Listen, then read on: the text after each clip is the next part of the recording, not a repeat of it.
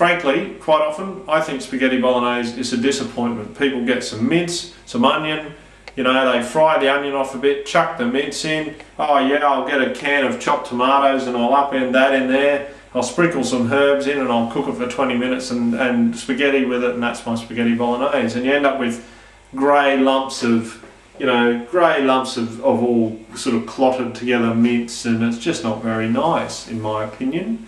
And I thought there must be something more to it. So I looked up this Joy of Cooking book that we got a while back. Classic ragu. Looks straightforward when you first start going down it, but as you get through it, you think, oh, this is a bit different. I think I'm going to let Lenny take over and do all the dirty work. Lenny doesn't particularly agree with this method. Are you in the tin of chopped tomatoes upended in some mince? I like fresh tomatoes. It's a couple of tablespoons of olive oil and an ounce of pancetta. We've got that pre-chopped. Is that meant to go in now, is it? Yep. It needs to release its fat, but not really brown. So I'm just going to turn it down. 2 celery stalks, what? Chopped? Sorry, I don't have 1 large carrot. So I'm going to kind of put 2 fairly smallish carrots. What are you going to do, grate them? Or? No, I'm going to finely dice them. Yeah, I think you just need 1. I don't think you need 2. As well as the celery. And an onion. What's supposed to be done with the onion? Minced. That was half an onion we found in the fridge. Another half an onion we found in the fridge.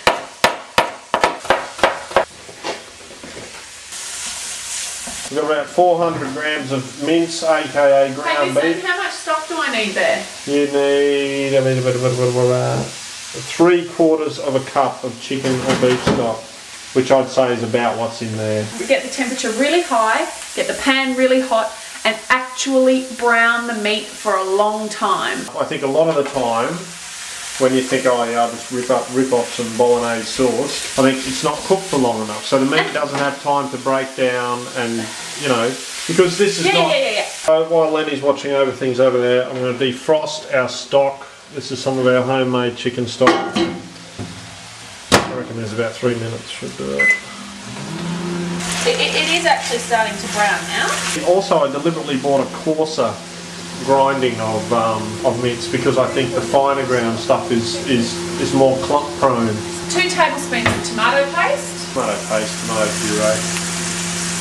And we can now reveal that that is all the tomato that goes into this dish at all. We're not dumping a tin of tomatoes in there. 2 tablespoons of tomato puree, tomato paste, and that is it. And that was a huge surprise to me when I cooked this. 2/3 of a cup of dry white wine. Yeah. Just make sure to put that in when it's still on the high heat so all the alcohol kind of boils and burns off. 3/4 of a cup of beef stock. This is chicken. But it's a brown chicken stock, so it's fairly flavoursome. So we've got a simmer now for about 2 hours, lid partially covering it. So just like that? Yeah, maybe you'd cover a bit more that way. Yeah. Half an hour has passed. Half an hour of simmering later.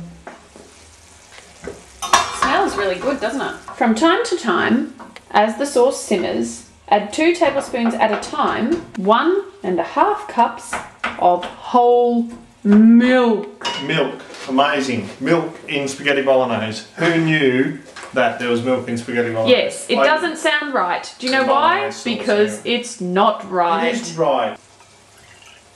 Half a cup now. Put it back on the simmer. Stir it in. Yuck. That's just wrong. Look at the colour though, it's not wrong. I don't like it. So after an hour and a half, all the milk has gone in. Wow, yeah. Smells really quite nice. So why don't we we'll leave that cool, and we're going to stick it in the fridge and for 24 hours.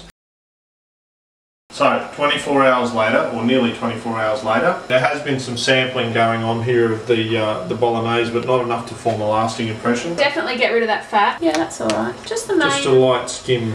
And so we're going to just reheat the bolognese sauce. I don't think we're going to eat all of it, are we? Today? Well, I guess I haven't thought about that, to say the truth. That's probably good. That's good. Put it on the low heat. By the time that's heated up, that pasta will be ready. So we think the pasta's ready now. Cook the pasta however you like, but buy the most expensive one. Don't buy the bottom of the line generic brand pasta because it's inevitably crap. That's done. Tip it out quickly because otherwise it sticks to the bottom of that thin base pan because the bottom of the pan is hot. My view is that you have the base of spaghetti, the sauce on top, and you draw the spaghetti up, you fork it up through the sauce, right? Anyway, if you want to have it like that, that's how I want to have it. And this is how I'm having it. Because I'm a sensible and normal person. Pasta mixer. Well, I just think that the sauce becomes distributed through the pasta too much, and you really, it weakens the flavour of the sauce. Just have more sauce on your pasta then. Do you want salt? No, I don't. No, thanks. I just said not too much. The addition of the white wine was definitely excellent because it just mellows everything out a bit. We haven't tasted it yet. What are you talking about? You can taste the meat.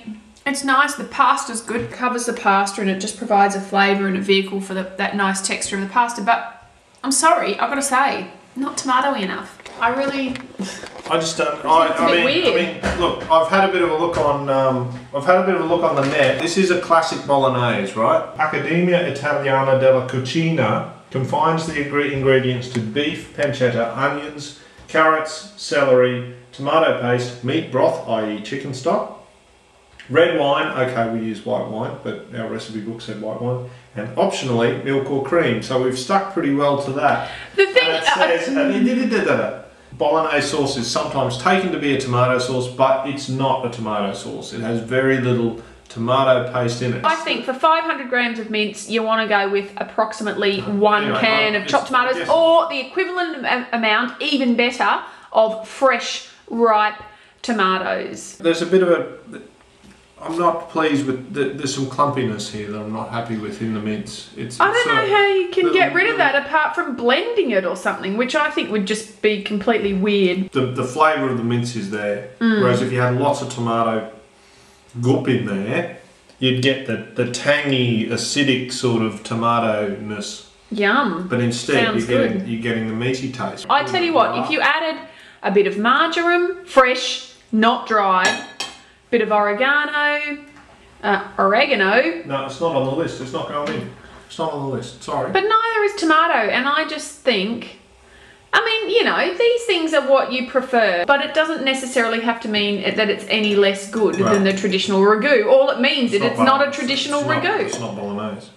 It's not bolognese. It's not. It says there on Wikipedia you're supposed to have a classic bolognese with tagliatelle as well, whereas we're having spaghetti. So this is spaghetti alla bolognese. So spag bowl, it's all wrong. It should be spaghettelle. No, bogtel. Spagtel. Bogtel.